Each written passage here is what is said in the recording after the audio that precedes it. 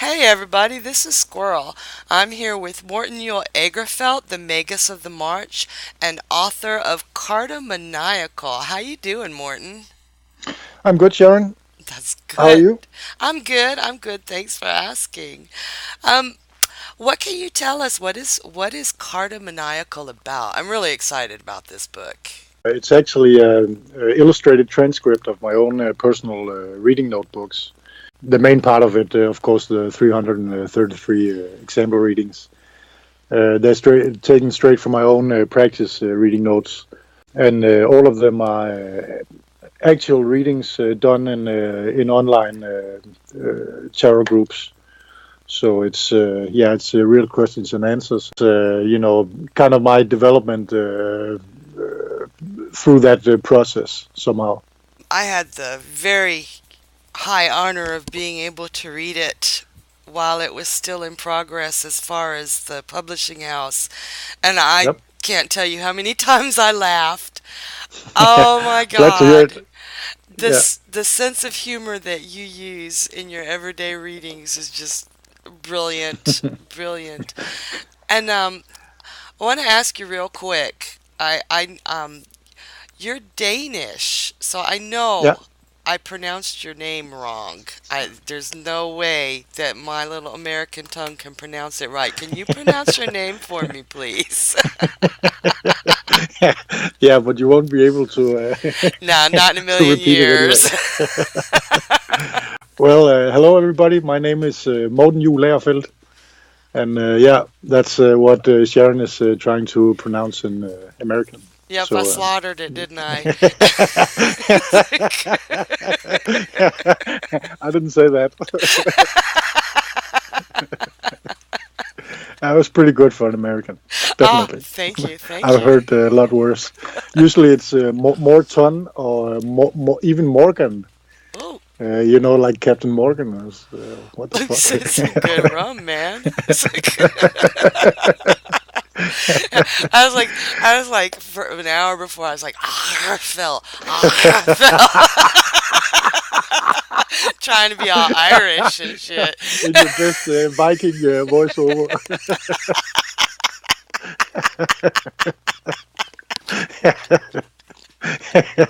Yeah, but well, now you have it on recording, so you can always check back and Hey, eight and try years to try from to get it now, right. I'm still Yeah. going, Agerfeldt.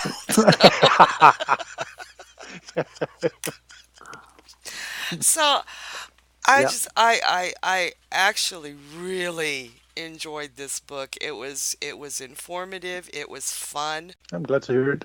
I don't think that it was set up as a hardcore you have to learn this way. You are much freer with it. Oh yeah, definitely. Like I said, the yeah. Well, we're probably going into another question here, but I guess it connects anyway. I didn't really plan to write a book of any sorts. Well, I've always had it on my mind. It could be a cool thing to write a book, but I never really had any idea what to write about. So, and I'm not much of a writer anyway. So it was only when I teamed up with Natalie and she told me she was a children's books author and said that was kind of cool. I always wanted to do a book, but and she said if I ever had an idea to do one, she would help me with the process because she was into it and stuff like that. So yeah, so I said to her that actually when I was going through my old journals, it happened that to me that would make kind of an interesting book because when I started out to learn how to read tarot, I think what I kind of missed book wise was a book with like a shitload of example readings and not just a few scattered around a big book. You know, like if you're learning a new trade of any kind, you want to watch as many people do it right, or at least do it sufficiently until you feel comfortable to try to do it yourself or to reproduce what they're doing or whatever. Not that this is supposed to be people reproducing how I read, because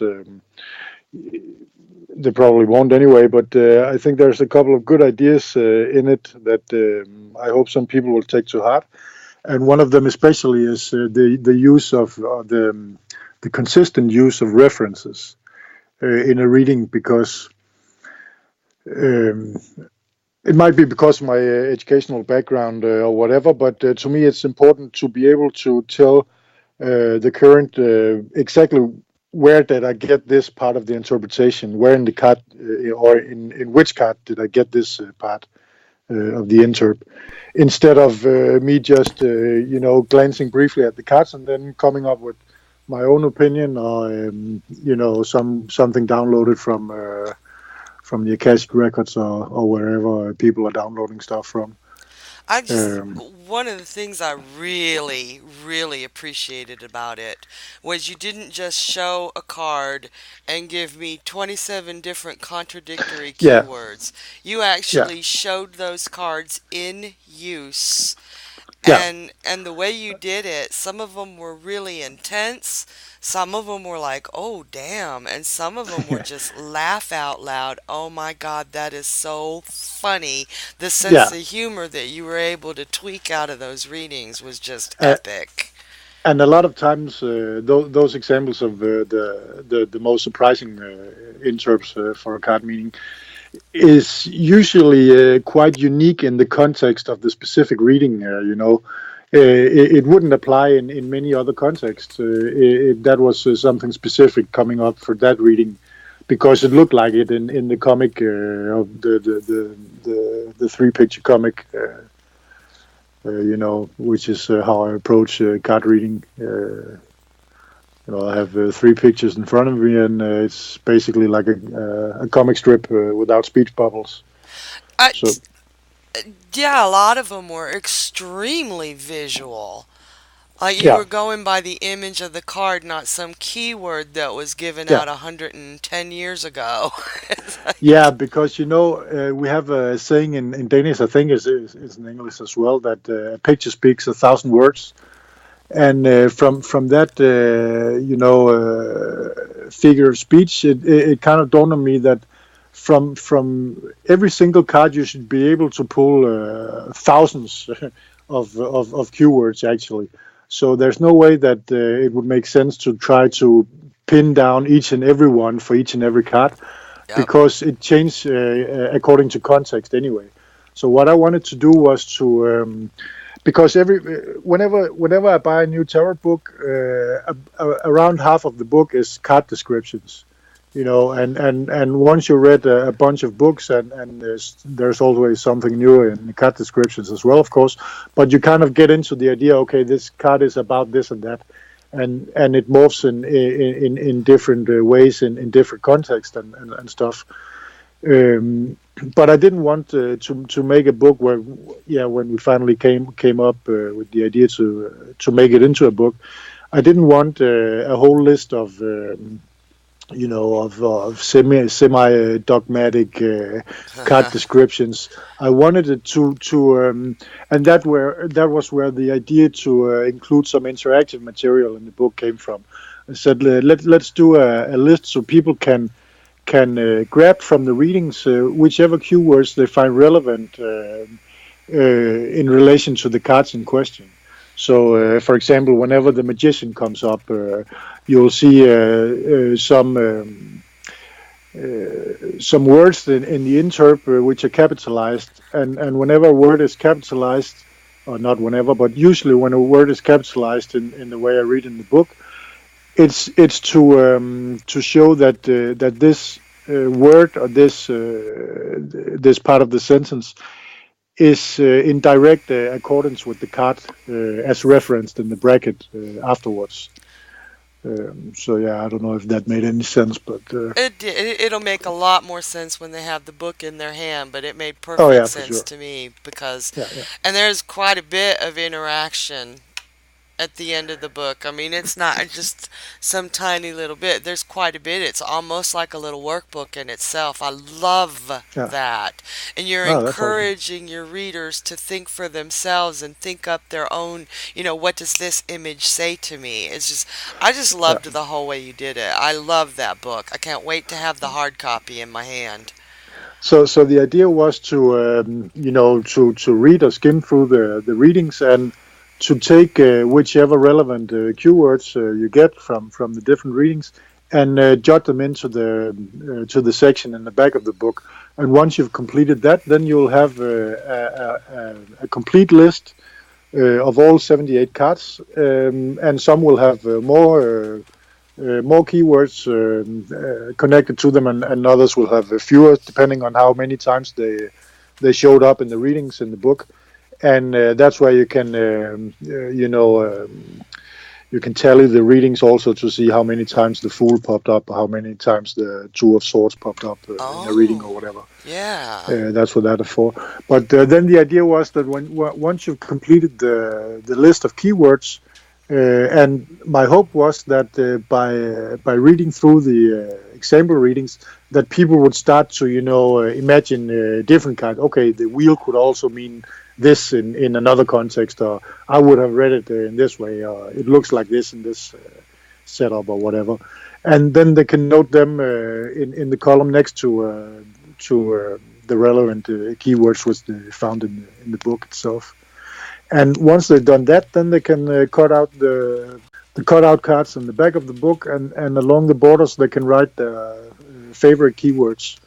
So it was like a three-step process, the way I saw it. And then afterwards they can, of course, start doing their own readings with the practice cards or whatever, if they already read cards. It's probably not relevant, but it was just to have something, with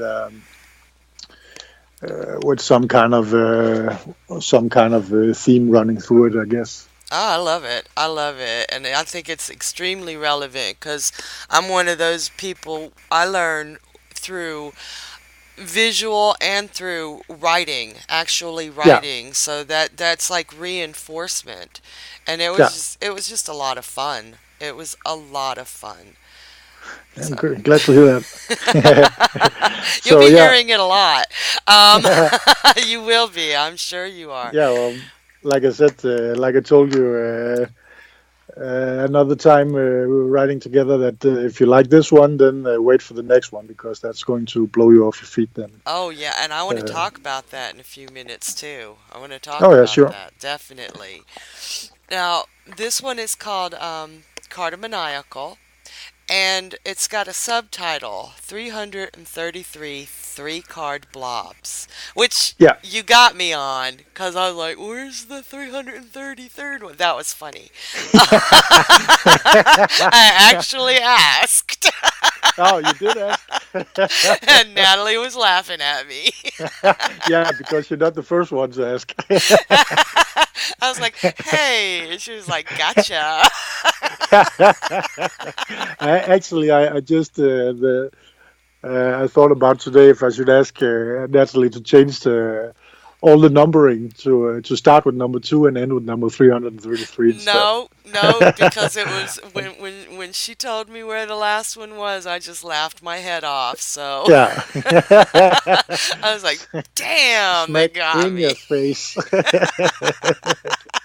Yeah, and most people will probably not even notice it before the end of the book anyway. Oh man, no, So that it is. was funny. That was funny. I was like, damn, they got me. Actually, it was also because of editing purposes, because or else we had to have the last page with only one reading on it, because Oh, I was insistent on the number because I liked it. well, it just Uh, flows. yeah, exactly. So for our Exactly. listeners that don't know, what is a blob? Yeah, well, a blob is a term actually I encountered it first in Dusty White's book, his White beginner's book, I think. Yeah, that was the first place I saw it. In reference to a non-positional spread, what some readers in a kind of snarky way call just throwing cards on the table, which is basically what it is. You shuffle your deck, you cut or whatever you do, and then you pull 3 cards in a line, and without any past, present, future, or mind, body, spirit, or whatever kind of assignments to the card positions, it's just 3 pictures in a row, and however you want to read them, it's fair game. You can read them right to left, left to right, from the middle out, and jumping back and forth or whatever. And now I'm probably going beyond what Dusty White meant by that, but I took the word and I kind of made it into my thing, because in the groups where I was reading, 99.9% of all readings were done as non-positional spreads. Some readers at that point were quite consistently asking about how we're supposed to read this, what are the positions, what are this, what are that, and I was like, okay, if I'm going to get the maximum benefit from reading in these groups, then I'm going to hold back on all kinds of questions, and I'm just going to read the cards dealt and nothing else. I'm not going to ask or tell people this is too stupid a question, you can't ask that or whatever. Because, in my opinion, you can ask anything of the cards and you can get some kind of answer.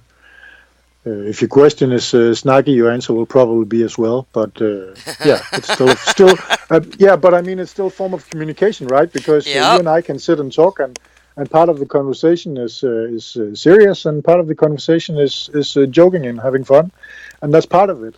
And that's also, it's probably something I'm going to elaborate a bit about in the next book. But in my opinion, at least what we know historically, the tarot was started out as a game of play, right? Yes. In the courts of northern Italy, and those people like to drink and have fun, and all kinds of debauchery and whatnot.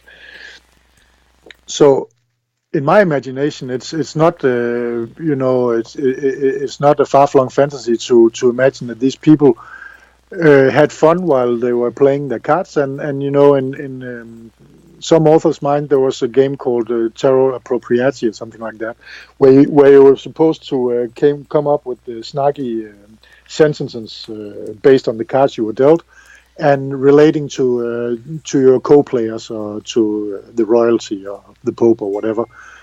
That's actually kind of how I imagine that the tarot as a divination tool started out, because in those kind of settings, we're sitting and sipping wine and playing this funny card game, and all of a sudden someone may have said something about he was going to an audience at the Queen's the next week or whatever, and he was kind of worried about it or whatever, something like that, and the next player said, okay, deal me a hand and I'll tell you how it's going to happen.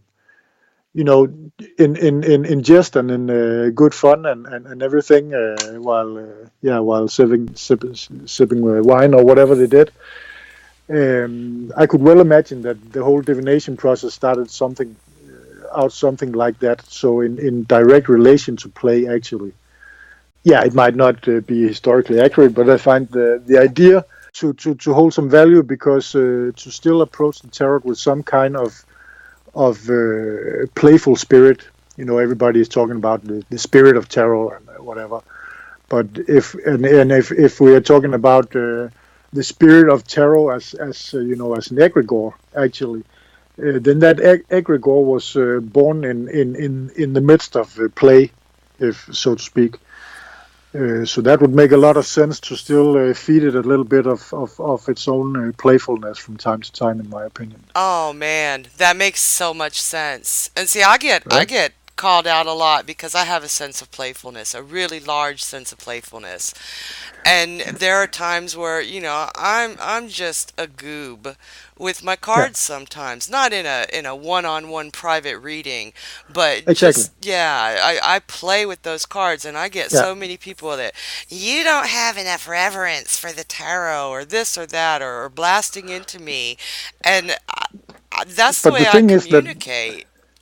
Exactly, and for me to see that, and that's also, I'm definitely, I don't see myself as a tarot expert in any kind of way, and this book of example readings is just, kind of a manifestation of a process of learning, if you will, and should be taken for that. This is not the last word to say about tarot, in my opinion, or not the last word that I have to say about the tarot either. But this is just, an example of a process of learning. And in my opinion, whatever you're going to learn, if it's a new trade or a new hobby or a new sport or whatever, if you want to learn it fast, you better have fun. Because if you're not having fun, then you're not going to do the work, and it's not going to be embedded in the neural pathways as quickly as if you're having fun.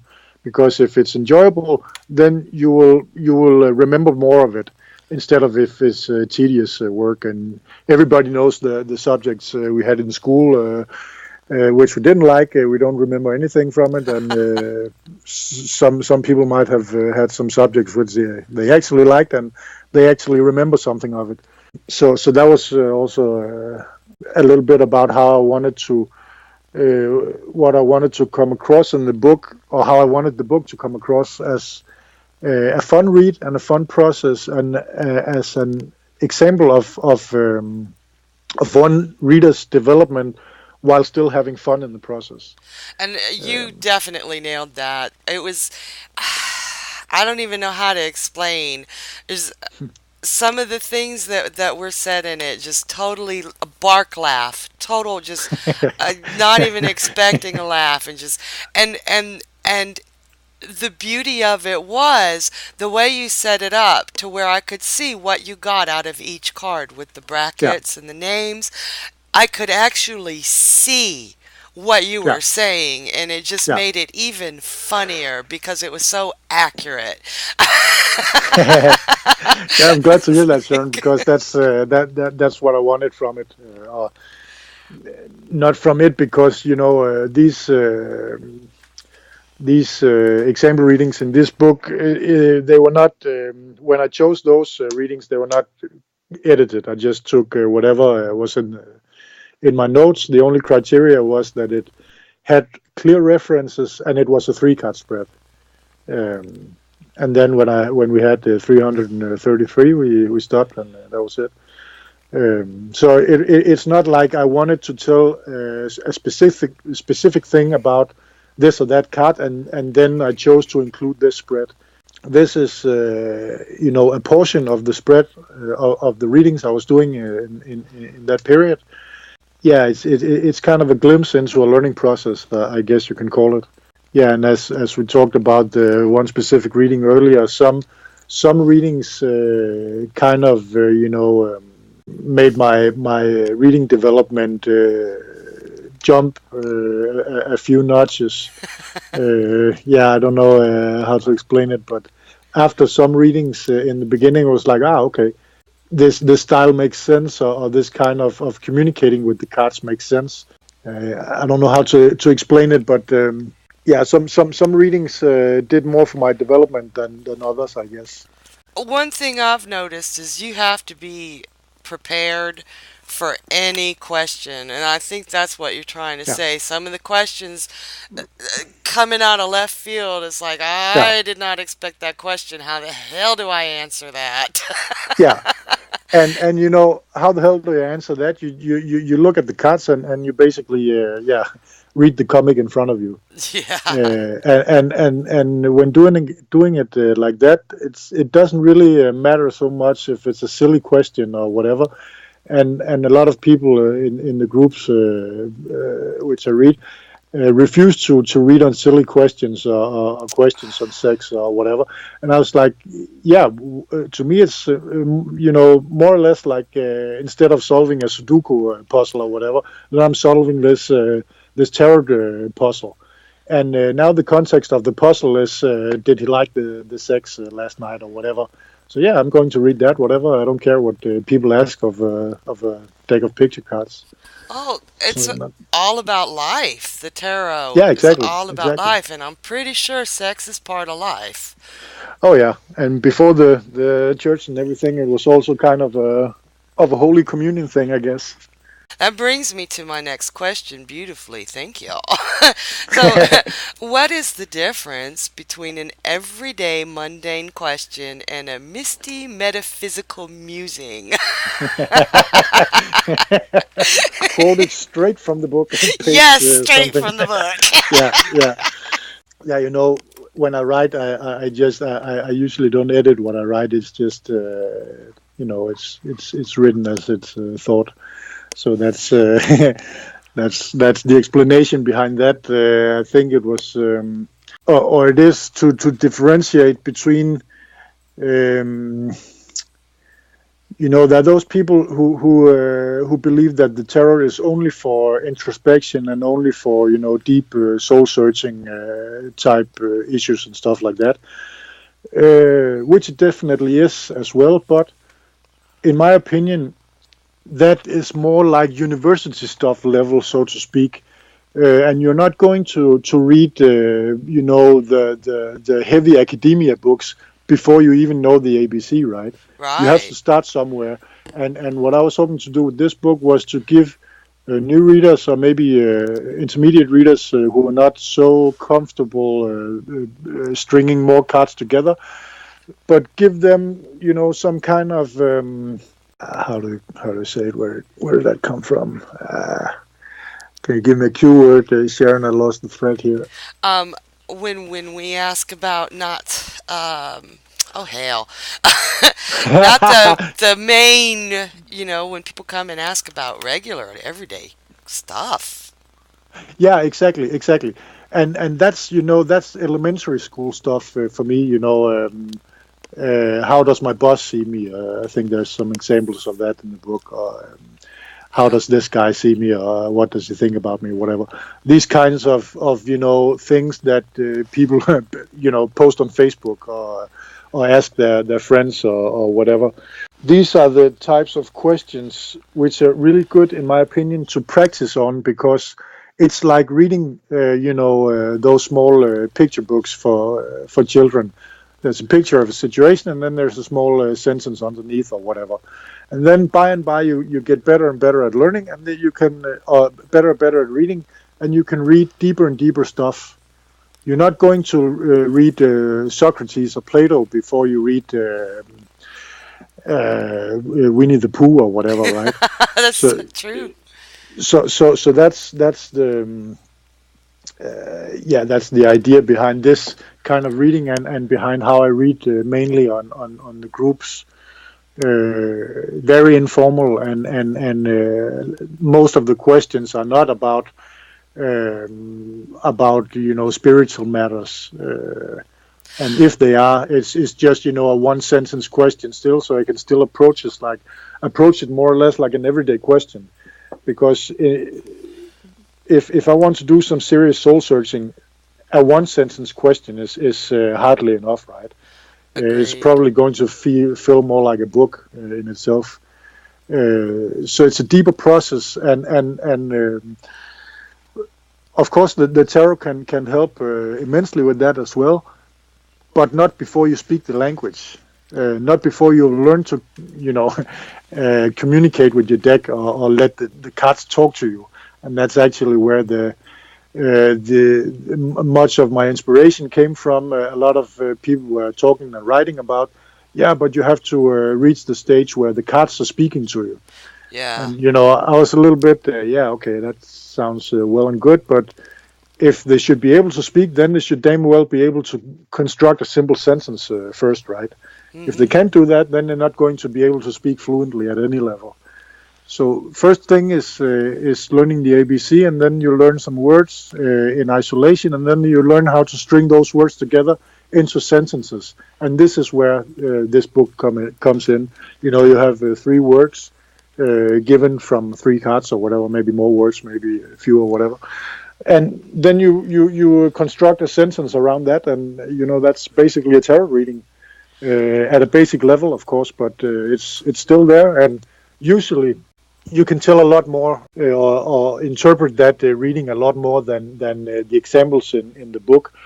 But a lot of times it you know kind of hits the essence of it, and if you're going to elaborate, you're just going to you know, yeah, put on some more fillings and stuff like that. Now, I know you've used the words elementary and basic, and this is pretty good beginner book, but I also found it really strong for intermediate and even advanced tarot readers. I mean, I'd like to think I'm a little advanced, but I Oh yeah, for sure. got a lot out of this book with just the way, and for me, the reinforcement, that again back to the tarot is sacred. The tarot is sacred. That's your Oh yeah, for sure. communication device with the universe. Yeah, But but again, you have to learn how to speak the language before it shares all its esoteric secrets and stuff. exactly. And the universe has a pretty damn keen sense of humor. Exactly. Yeah, and that's also another part of the whole approaching the thing with spirit, or the spirit of tarot we were talking about before.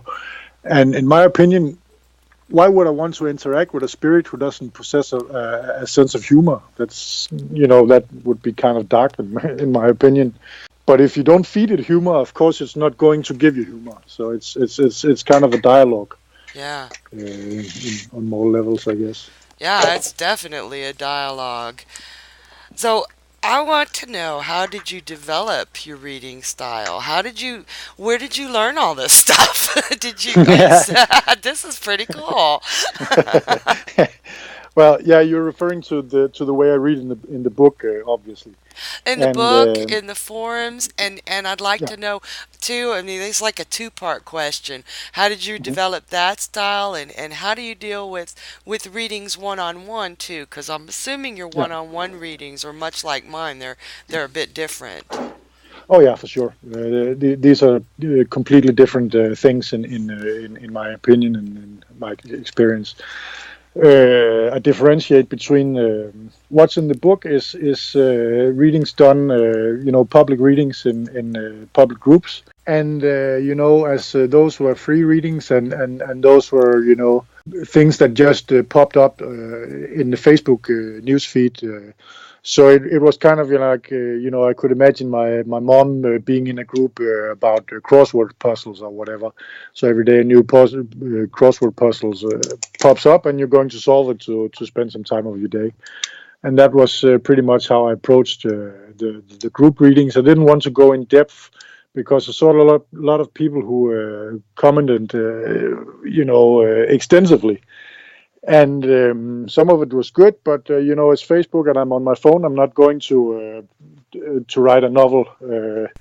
I'm just going to approach it like a Sudoku, like a rebus puzzle, basically, and I'm going to throw in my bit, and then I'm going to move on to the next one. I'm not going to spend a whole lot of time on it, and that's of course a different thing than when reading in private messenger, because then you have personal communication with the questioner, and you can have a little bit of background, and you can have a little bit of context, and of course the reading then will have somewhat more information. And also in a private reading, I'm not going to be as snarky as I am in the groups, obviously.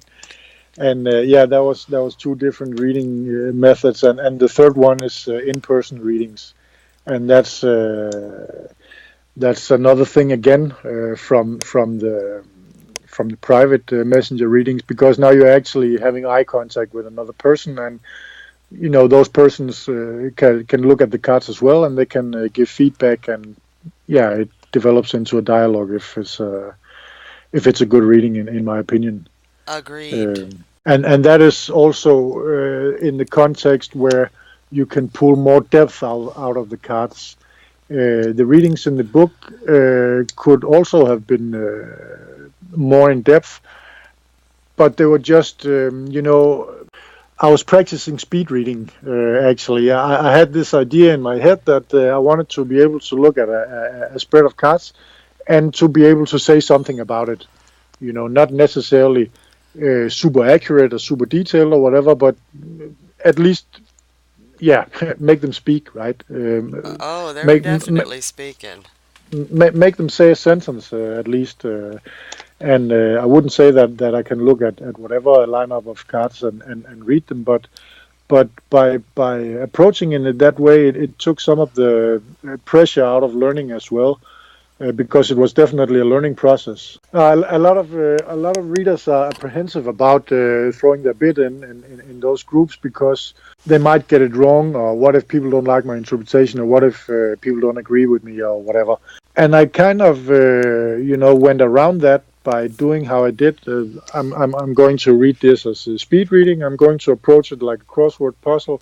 And actually, in the beginning, it was more like an exercise in creative association as it was divination, or an attempted divination. So to me, that was in the beginning, when the style was first developing. It was almost as good a mark of quality if the story was funny. If I could make people laugh, then it was still good to go. And I sometimes do that still, because they tell damn good stories, those cards. Yes, they do. So yeah, but yeah, and then it actually, it came as a surprise to me when I got more and more feedback of how spot on some of the readings were. So and then I realized that hey, this is actually, it's a legit style of reading. It might not be all there is to reading, but it's still a jump off, or a point in the process, and it's useful to some degree, and it's accurate to some degree as well. Of course, you don't get all details out, because you don't get that in one or two sentences, but you learn how to construct that sentence, and from there you can always elaborate. Is kind of my experience with it. So how did you come up with that process? Because it's pretty unique. I mean, I love it. How, what in your learning? Well, wait a minute. Well, we'll get to that question in a second, because that's an important question. Because I already asked it, but I got another question to throw at you instead. Yeah. How did you get into card reading? How did you get into the tarot? Oh, yeah. Well, that was also kind of a funny story, and years back I was watching. I think it was a Harry Potter marathon, actually, on Danish television. I hadn't watched those movies before, only some of it. And while I'm not a huge Harry Potter fan, watching a lot of movies in succession, you kind of step into that world. And I was kind of sad when the movies ended, because then the magic ended. And I was like, damn, there's, a severe lack of magic in my life at this point. So I better find a way to introduce some. And so, I got a couple of books on different kinds of occultism and esotericism and stuff like that, and started to see where I should dig in. And one of the first books I read, it had like it listed different kinds of divination, like obviously tarot cards and tea leaf readings and crystal ball gazing and whatever. And I didn't only want to, read about these things. I wanted to do some practice also to see what it was all about and see what kind of magic would come out of it. And so I settled on the tarot because that, appealed more to me than tea leaves or something like that. And probably because I always read a lot of comic books as a child and as a teenager. So that form of pictorial language appealed to me, and I was thinking, if nothing else, then I have a set of cards with pictures on it. And, yeah, That's awesome. Oh my God. so it was, it was, it wasn't like a third generation kind of thing or whatever. It came out of pop culture. Oh, you mean you didn't have to be the seventh son of a seventh son to be allowed to read the tarot? What I is wish. this? Can anybody do it? Yes. Yep, with a bit of practice. So how did Yeah, finally I've asked you this question 3 times and I'm yeah. finally letting you answer it. How did you develop your reading style? Was it pretty organic or did you read something that told you to do Oh, this or yeah. how did this come about? I guess I was like everybody, struggling to let the cat speak. I don't really like that. Now it's the third time I've said it today, but whatever. It's but struggling to make the cards make sense in context and in relation to each other instead of just describing each card in isolation, which is of course also a step in the learning process. Everybody or a lot of people start out with reading a book of descriptions of the cards, which is a very good way to start. I think as long as you're not staying there, but you get that, and you can talk about each card, but you can't really put them together and put them into the context of the question and the framing of the question. And then at some point, I read that Pamela Colman Smith, that she was actually both an author and an illustrator of children's books before she even got introduced to the tarot or to Arthur Waite. And so it dawned on me that, of course, that her cards were supposed to be read like a children's book. And what is a children's book if it's not a comic? Yeah, that was basically it. So, and that also came from realizing that she was taking a lot of inspiration from her experience with theater work. And Yeah. characters and their characters in a play and their characters in a comic book, and everybody is playing their role and playing out different scenes in the story. And now we have this comic book, spineless as it is, and loose leaves, but it's basically the same thing.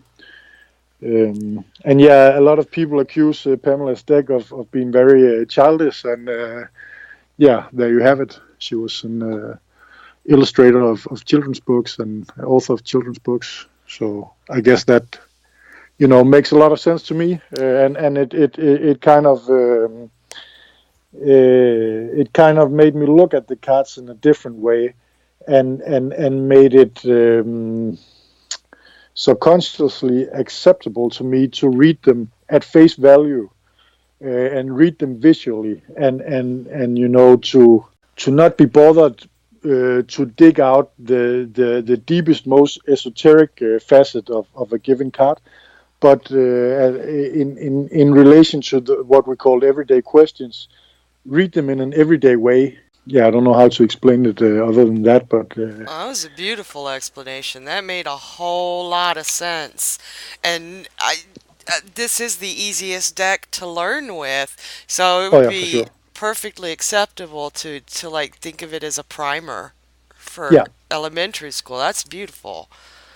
and it can do all kinds of things. The RWS deck, in my opinion, it's a very good all-round deck. You can go very deeply esoteric in it, and you can also do the opposite. You can have fun with it, and you can make cartoon style reading like I show in the book.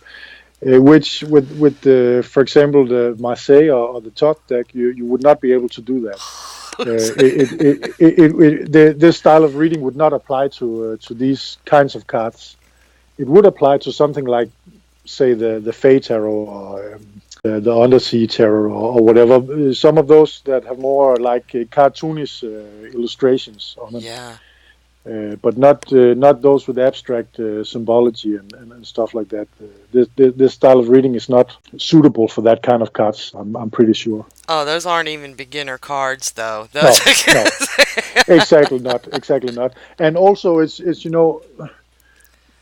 for me personally, it's not because I have a whole lot of questions to ask the tarot myself, but I like to read them. But most questions, and you probably have that experience as well, is in the category of what we would call an everyday question. And if you go to ask your friend or your husband or whomever about an everyday question like what would you like for dinner, or should we go out tomorrow or whatever, then you don't expect an elaborate answer about the spiritual implications of doing this or not doing that, and all kinds of long-winded existentialism, right?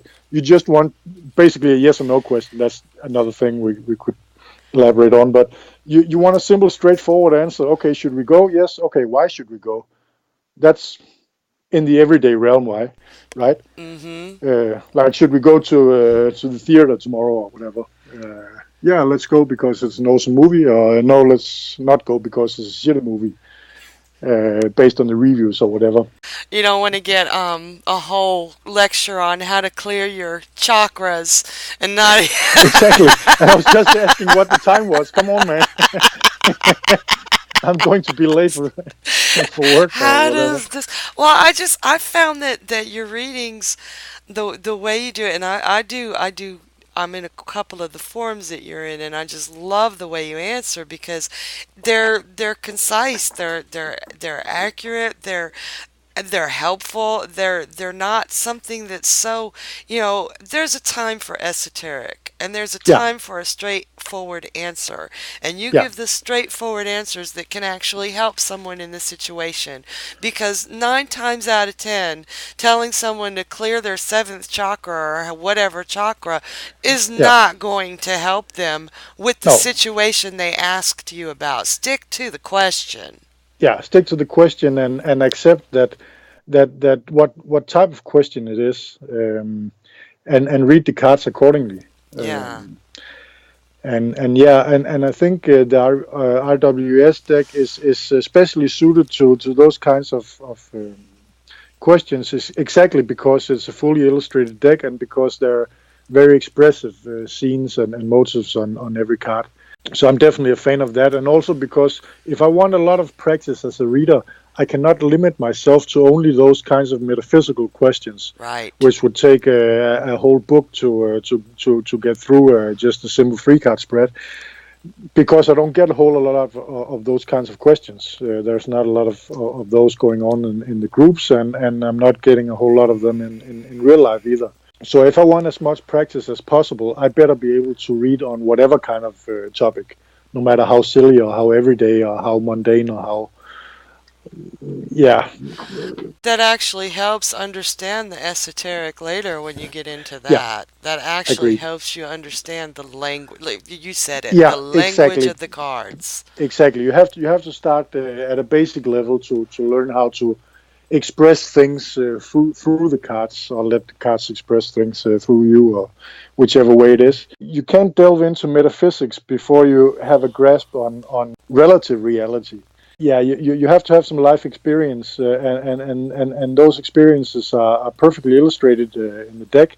Some would say that's the difference between the minors and the majors, right? Hmm. Only reading with the majors is kind of hard because there's not a lot of things going on. They're more like passive, what is it called in English? Or like it's the deeper tendencies, or the higher realms or whatever. Uh, Thematic. yeah, and whereas the minors depict the everyday situations. So of course, if you're reading with a deck that doesn't have illustrations on the cards, which are supposed to illustrate the everyday scenarios, then your deck is probably more suited to the, more esoteric kind of things, when you read the minors, you go more into numerology and different kinds of correspondences like that. And these are things that I don't touch upon at all in the book, because I don't want people to bother with that kind of thing when the question is, straightforward. Right. Straightforward question should spawn a straightforward answer, in my opinion. Perfect. What's your favorite thing about tarot reading? Yeah, well, that's a good one. Yeah, well, I don't know. It's like a magic picture book. I guess it's pretty damn awesome. And you can get a perspective on anything you like. and usually it's a perspective that makes you think about the situation in a different light, and by doing that, by seeing, sometimes when people pull a spread, they say, oh, but this spread doesn't answer the question, it just illustrates what I asked about. Yeah, how fucking magic is that, right? I know, right? Yeah, and in my opinion, I call that a confirmation spread, because okay, the cards are confirming that they acknowledge your situation, so to speak, right? You pull 3 cards, okay, here it is, black and white, or black on white, or here it's in full color. But here's an illustration of the stupidity you found yourself in, or whatever, right? This is you dealing with your troubles and tribulations. And a lot of times that's validation, because sometimes you Yeah, wonder, is this really happening the way I'm yeah, thinking, or am I distorting it? And there yes, you've got that exactly. validation, It's like I usually make the comparison that people often experience that they watch the right movie or hear the right record or music played at just the right time, to just make that thing click that they were going and thinking about, or whatever. And I think it's the same when you get these confirmation spreads that, okay, now I actually see a replay of how I acted out in this situation, and from that replay I can see that was maybe not so smart, or that was maybe smart, or whatever the cards show. But just to watch your own situation visually on cardboard in front of you, that can do a whole lot in and of itself. Oh, yeah.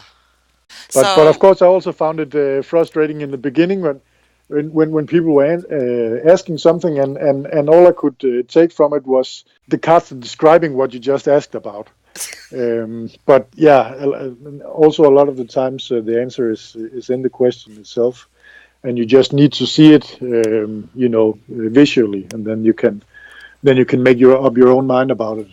yeah. Oh, yeah. I'm so glad you said that, because, yeah, as a tarot reader, I don't tell somebody set in stone, No, this is what you have to do.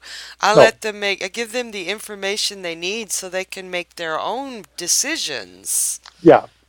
It's like when you look at the cards, okay, it looks like your situation is like this and that, and it looks like your possibilities are like this and that.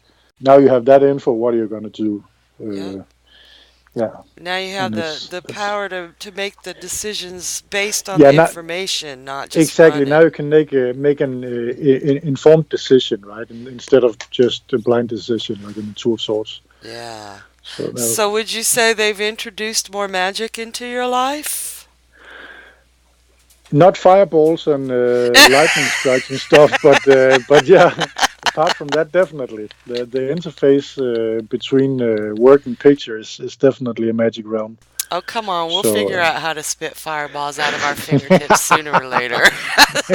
I guess so. This is We'll get still there. elementary class.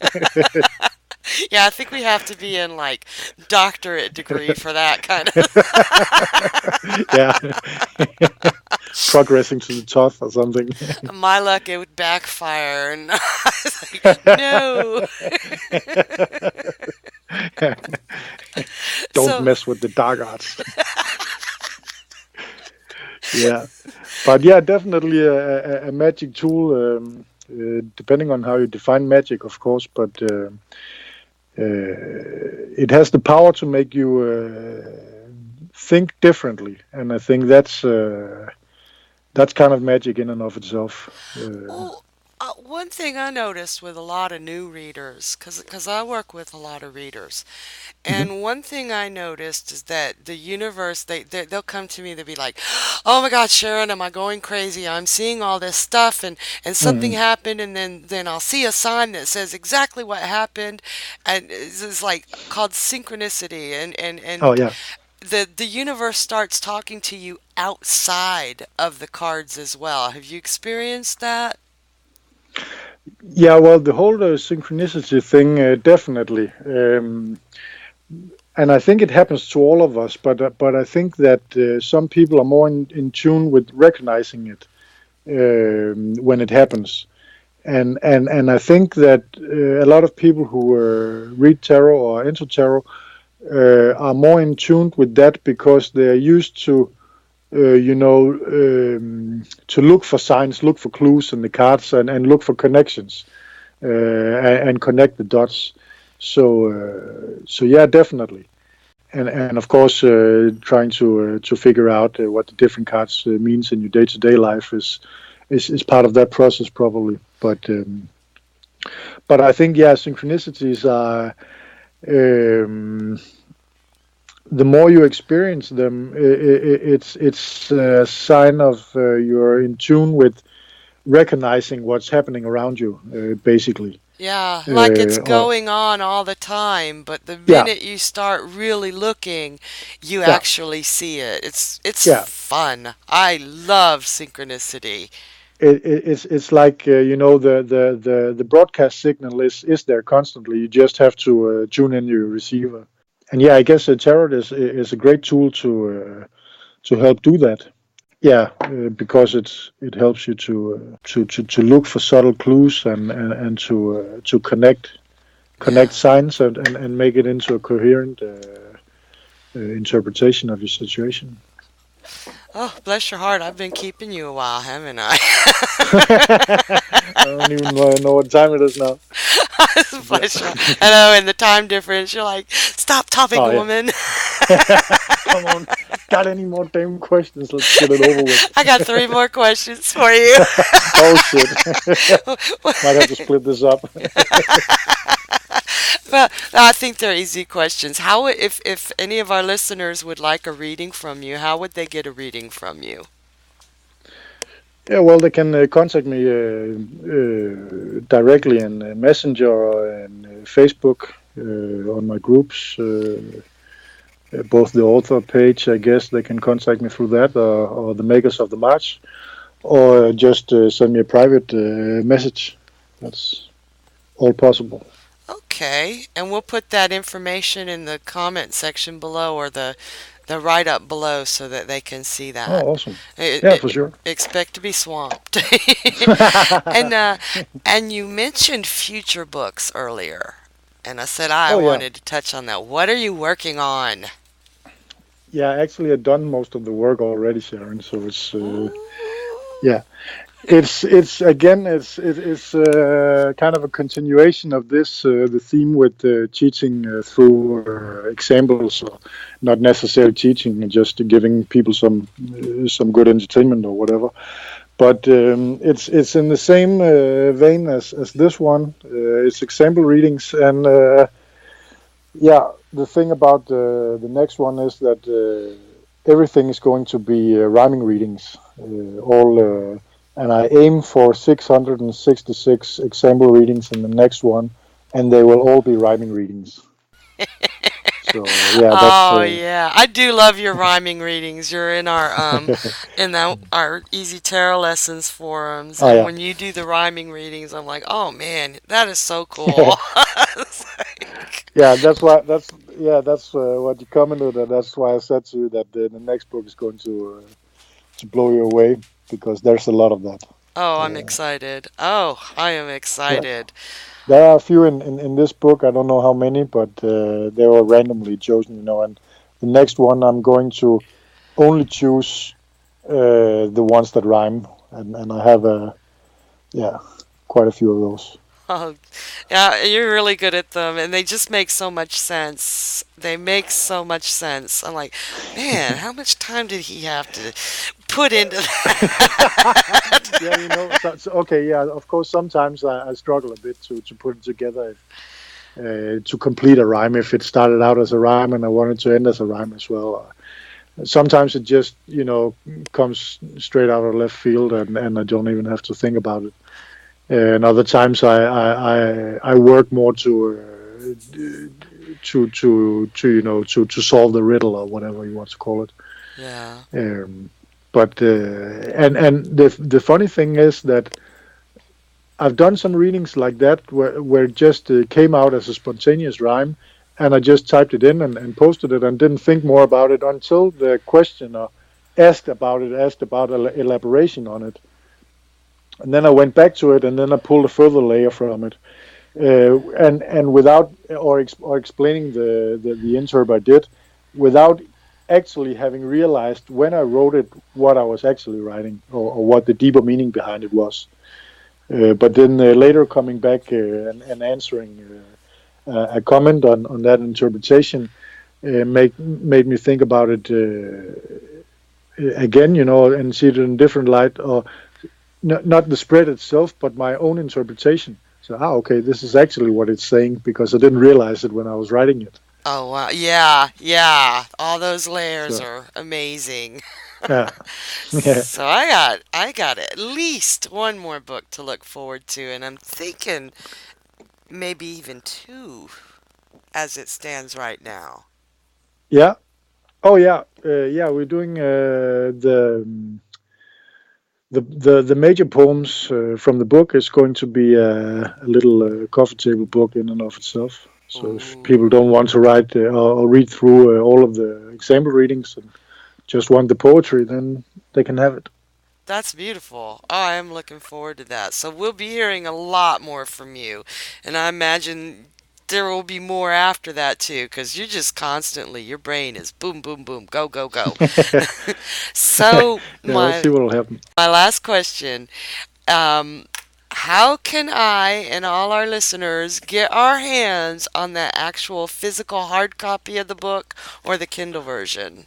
Well, both of them will be available on Amazon, and the printed version. I don't know about the ebook, but at least the printed version will be available directly from Natalie at laughingcatpublishing.com. And yeah, but both works. If you want to put a few extra bucks in my pocket, then you order it directly from the website, and if you go for the convenient solution, you go to Amazon. So laughingcatpublishing.com. Yeah, Okay, exactly. that's where I'm going to get mine. I'd like to put a few extra bucks in your pocket. Appreciate it, I Sharon. Appreciate appreciate that book. it. You deserve a couple extra dollars. I Can was definitely use them though. I'm just, I can't express how much I enjoyed that book and the laugh out loud moments and the moments that made me go, oh, hey, wait a minute. Let me look at this a little more closely. A lot of those. As Yeah, like I said, I really do like to think of myself as an advanced reader, but I actually learned a great deal from your book. And that very happy to hear that. yeah, so it's not just for beginners, but any level of tarot reader would get a great deal out of this. As long as you can approach it with a light heart and a light spirit, then this book is for you, I guess. Oh yeah, yeah. Um, If you're so more into the esoteric, metaphysical, it can only be sacred as far as yeah, solemnity. Stay away from then it. don't get it. Yeah, don't get it. Please don't get We it. don't need any damn trolls. No. Um, oh, I said But that. but but please note that I'm not saying that the tarot cannot be used for that, or is not supposed to be used for that, because I think it is. Oh But yes. you have to start somewhere. You have to speak the language before you can ask the really difficult questions. It's like if you're learning a foreign language, right? You cannot ask university level questions before you can even put together an everyday sentence, or order a beer, or understand the news on the television, or whatever. Oh God, I was in Japan and I learned how to ask directions, but you should have Yeah, seen my face when they gave me the yeah. directions. That's two different things, right? Yeah, so yes, you Yeah, have to learn the language. yeah, yeah.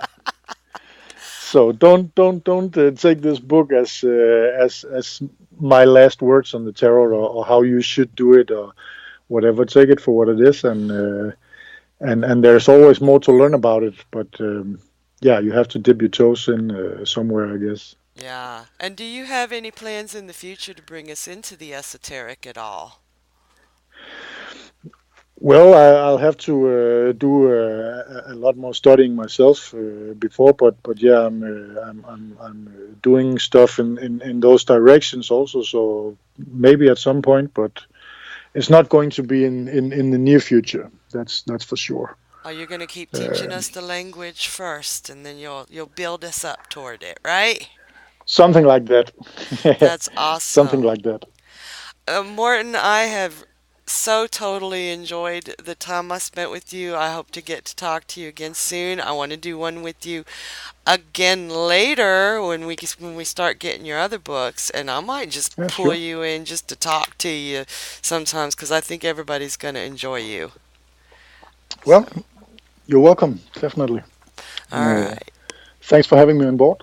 Ah, thank you, everybody. That was Morten Juhl Agerfeldt. Morten Juhl Agerfeldt. I like the Agerfeldt. I'm going to be a Viking. The Magus of the Marsh, author of Carta Maniacal, and let us know what you think of this great, fun, informative book. Thank you, Morton. Thank you. Bye bye. Bye bye.